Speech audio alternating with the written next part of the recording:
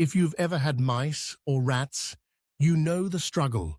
Chewed wires, droppings in the corners, and germs you definitely don't want around your family. And while store-bought traps and poisons can work, they're dangerous if you have kids or pets, and sometimes they just don't solve the problem.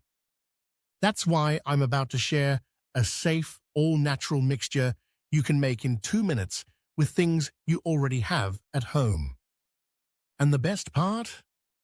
It starts working within a single day. 1. Grab a clean glass bowl.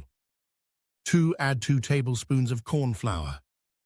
3. Add 1 tablespoon of baking soda. 4. Grate in a little cheese. Any type works, even powdered cheese.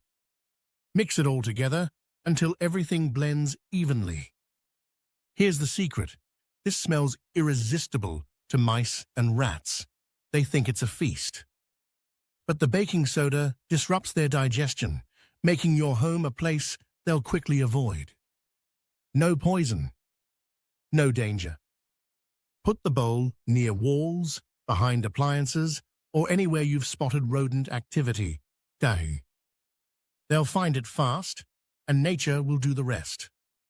After 24 hours, check those spots. You should see fewer signs of rodents already.